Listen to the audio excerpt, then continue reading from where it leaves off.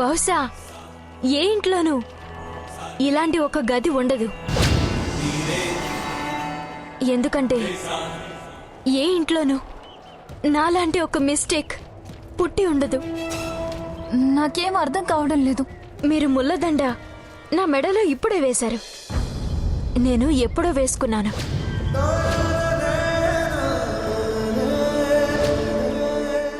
ఆ ఘాట్లే ఈ కాగితాలు.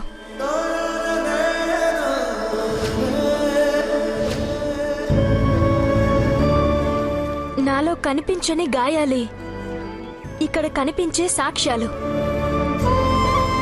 చిన్నప్పటి నుంచి నా వల్ల జరిగిన పొరపాట్లన్నీ ఈ పేపర్స్ మీద రాసి గోడ కంటిస్తాను.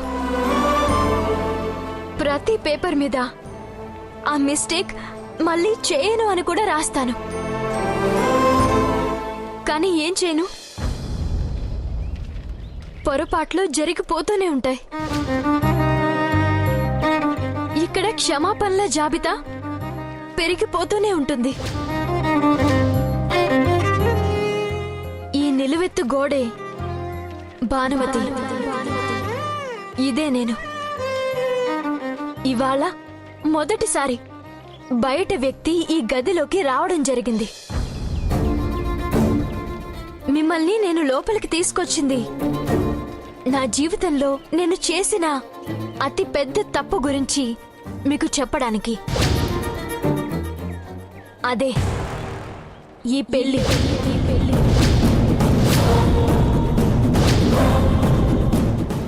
ఎస్, మీ మామగారైన ఏజేని పెళ్లి చేసుకోవడానికి ఒప్పుకోవడమే నేను చేసిన అతి పెద్ద తప్పు.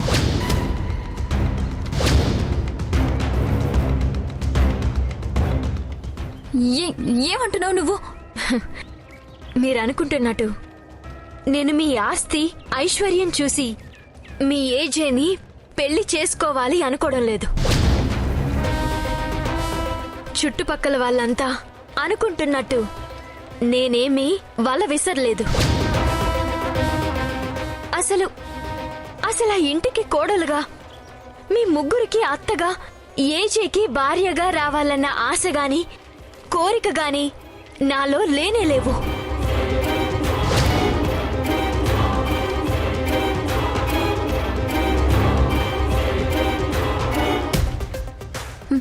నిజమా? నువ్వు చెప్పేది నిజమా? ఈ పొరపాట్లన్నీ వచ్చి నా మెడకు చుట్టుకున్నట్టు ఈ పెళ్లి అనే ఉచ్చు కూడా ఇంకెక్కడి నుంచో వచ్చి నా మెడకు చుట్టుకుంది. అచ్చం ఈ ముళ్ళదండలాగే. ఇందులో నా ప్రమేయం లేదు. అసలు ఈ ఒప్పందానికి అర్థమే లేదు. పెళ్ళంటే రెండు మనసులు కలవాలి, రెండు మనస్తత్వాలు కలవాలి. ఇది తూర్పు పడవరకు కలిపి వేయబోయే కొంగుముడి. ఈ ముడి పడకముందే నిర్ణయం తీసుకునే హక్కు, అధికారం, స్వేచ్ఛ నాకు ఉండి ఉంటే ఈ ఉంగరాన్ని, ఈ ముళ్ళదండని తీసి అవతల పారేసేదాన్ని.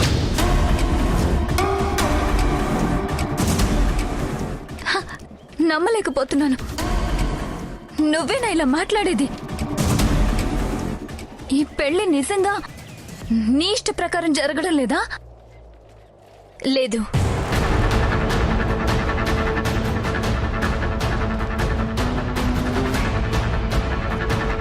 అయితే ఎందుకు ఒప్పుకున్నావు?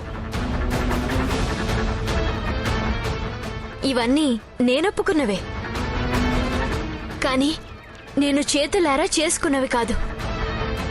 అలాగే ఇది ఒక ఒప్పందం, రాయని అగ్రిమెంట్ మీద నేను చెయ్యని సంతకం.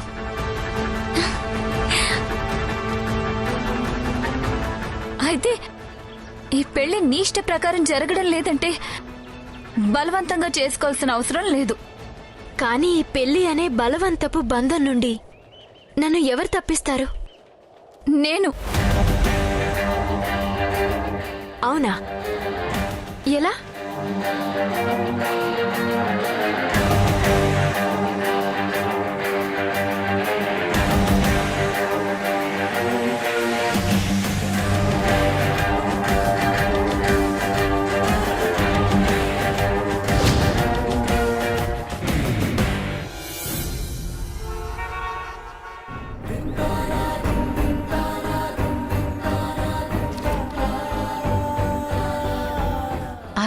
కలలా ఉంది. వాళ్ళేంటి మనమేంటి? ఈ సంబంధం కుదురుతుందని ఏమాత్రం అనుకోలేదు. అంజలి కూడా వాళ్ళనే సంబంధం చూడమంటే వాళ్ళ తాహత్తుకు తగ్గ కుర్రాన్నే చూస్తారు. అక్కవి నువ్వు ఉన్నావు కదా, దానికి సంబంధించినవన్నీ నువ్వే చూసుకుంటావులే. నాకు తెలుసు.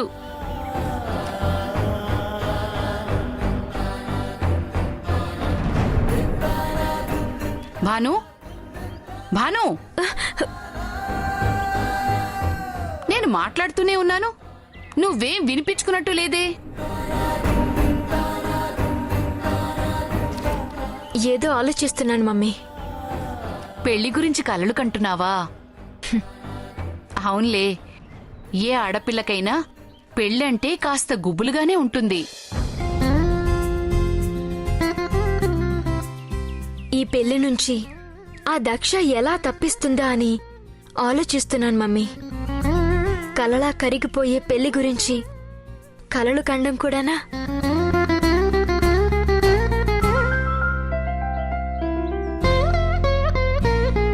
పక్కింటి వాళ్ళు చెప్తున్నారు మీ పెద్ద కోడలు వచ్చిందంట కదా, ఏం గిఫ్ట్లు తెచ్చిందని అడుగుతున్నారు.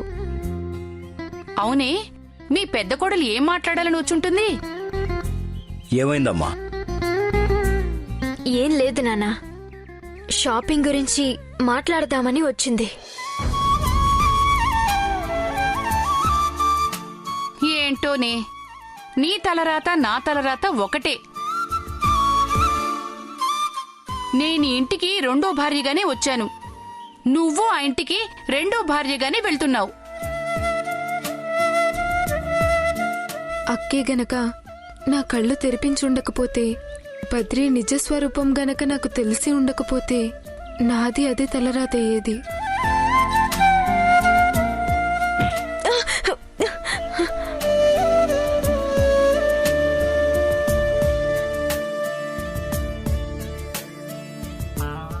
జాగ్రత్తమ్మా. నువ్వున్నావు కదా నాన్న.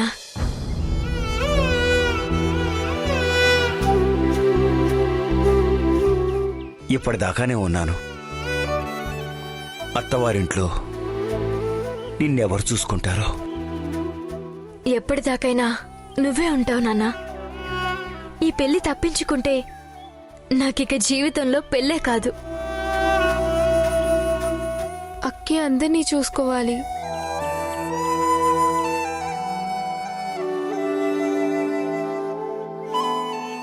అప్పుడు ఇంకా జాగ్రత్తగా ఉండాలి. నువ్వందర్నీ చూసుకుంటావు, కానీ ఆ అందరూ నేను చూసుకుంటారో లేదో?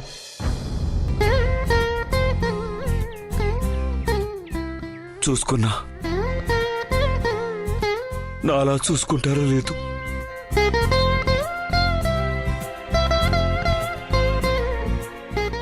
ఏంటి నాన్న ఇది? అప్పుడే వెళ్ళిపోతానా ఏంటి? మీ తలనొప్పి మీతోనే ఉంటుంది. వద్దు తల్లి, ఆ తలనొప్పేదో వాళ్లే పడతారు, ఇంకా నా వల్ల కాదు. ఎందుకే నా కూతురిని తలనొప్పి అంటావు? మహారాణిలా బతకాలని దీవించాలి, కానీ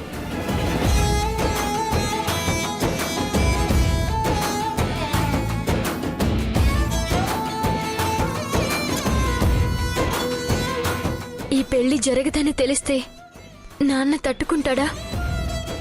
మమ్మీ నన్ను బ్రతకనిస్తుందా?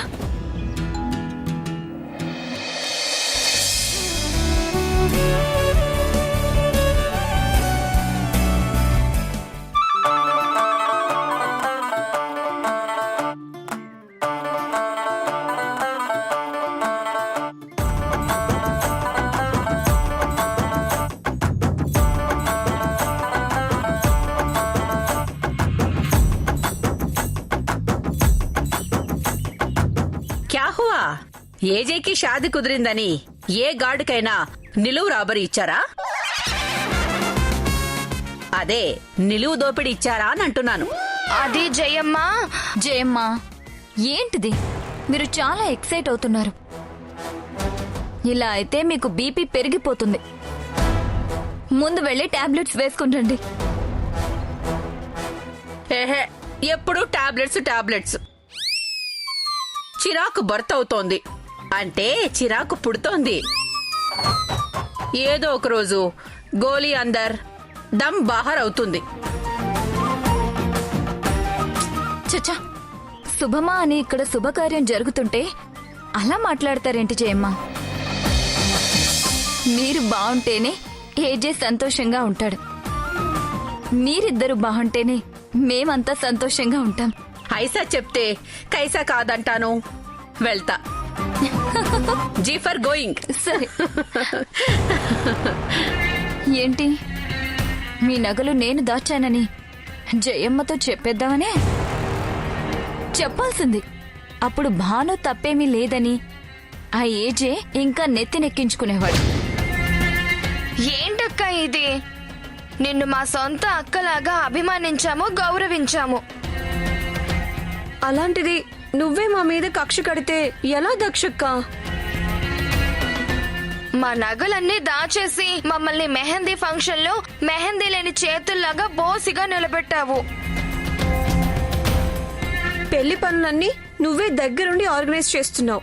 కానీ ఒక్కటి గుర్తుపెట్టుకో, పెళ్ళైన రెండో రోజే ఆ భానుమతి తన నిజ స్వరూపం ఏంటో చూపిస్తుంది. I don't care. ఓహో, అయితే వెళ్ళి ఫంక్షన్ ని ఎంజాయ్ చెయ్యి. మేమెందుకు ఇక్కడ?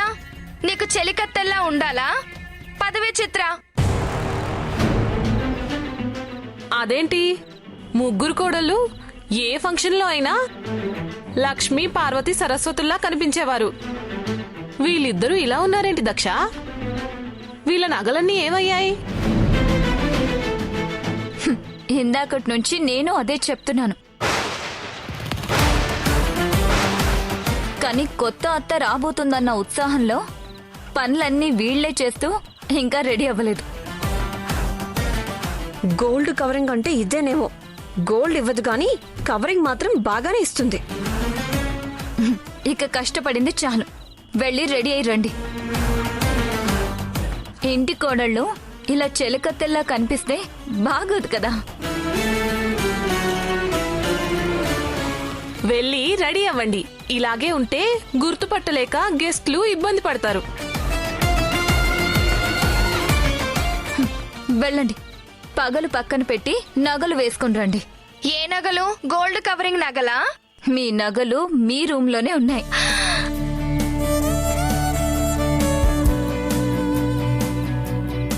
మీ ఇద్దరికి బుద్ధి చెప్పాలనుకున్నాను, చెప్పాను. ఇలాంటి పనులు చేస్తే ఏజే బయటికి గెంటేస్తే ఇదిగో ఇలాగే తిరగాలి, చెలికత్తెల్లాగా.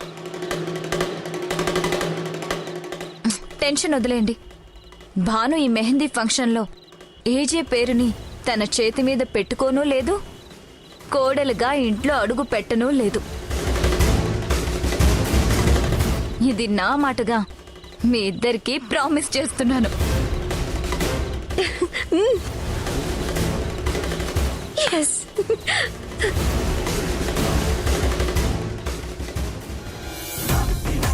Good evening ladies and జెంటిల్వుమెన్స్.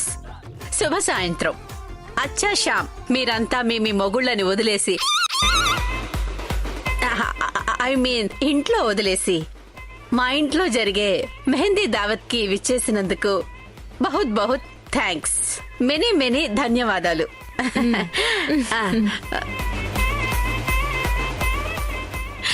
100 I mean 100 ఇంకా స్మూత్ గా 100. గోరింటాకు రెడ్ గా ఫ్రూటాలి మీన్స్ పండాలి. आज मैं सन का नाम मैरिज डाटर को इनाम बोले तो మా ఏజే పేరు పెళ్లి కూతురుకు కానుకగా కోడలీకరించే రోజు, ఐ మీన్ బహూకరించే రోజు. ఏ చాందనీ కా రాత్ పెళ్లి కూతురు కా హాత్ గోరింటాకుతో ఎర్రగా ఫ్రూటాలి. ఆ చేతి మీద ఏజే నేము ఎర్రగా మెరవాలి. ఓకే.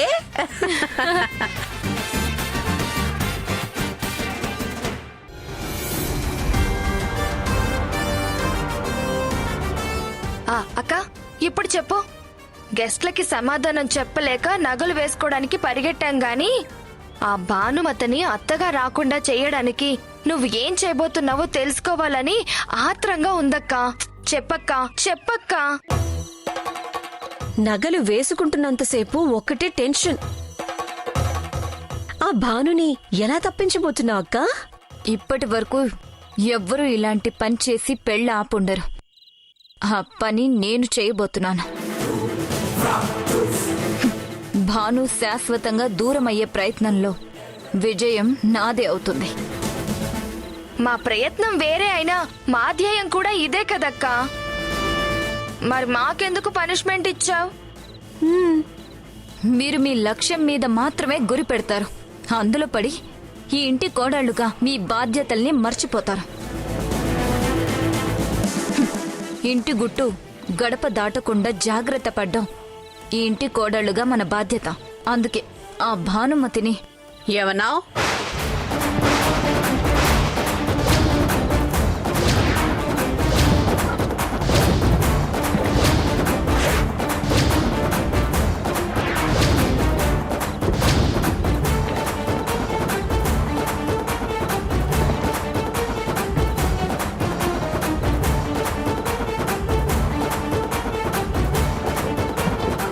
ఇప్పుడేమన్నావో మళ్ళీ అను. భానుమతి అన్నావా లేదా?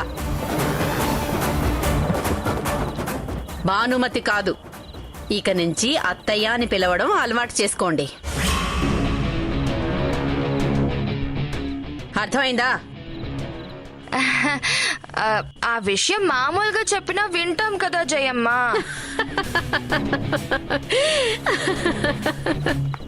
సీరియస్ గా చెప్తే ఎక్కువ గుర్తుంటుంది అని.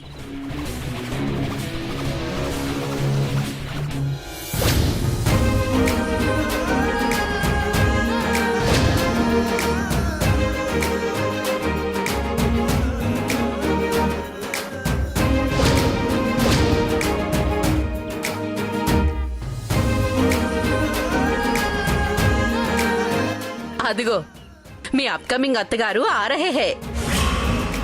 जाओ, आओ बोल के बोलो. जीवो गो.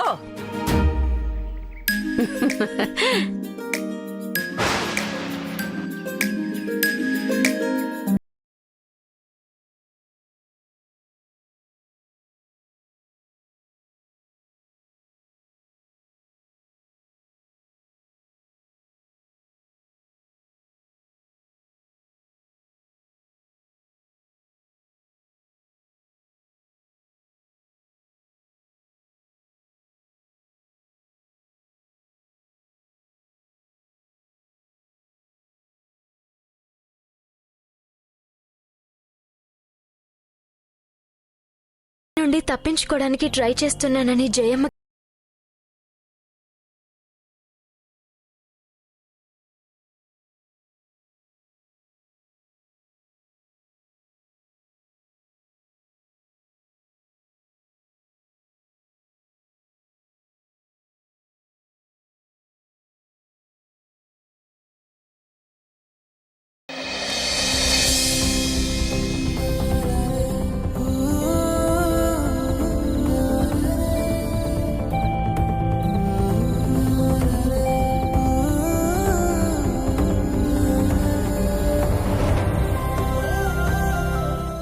భార్య ఎప్పుడు భర్తకు ఎడం పక్కనే ఉండాలి.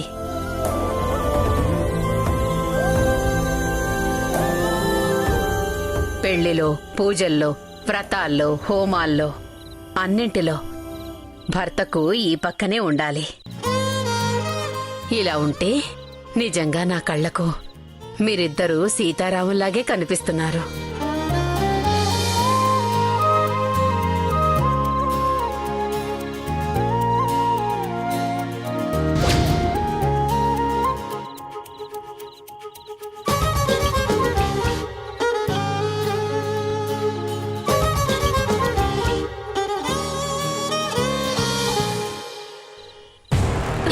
ఎక్కడ నీతో మాట్లాడాలి రా. పద.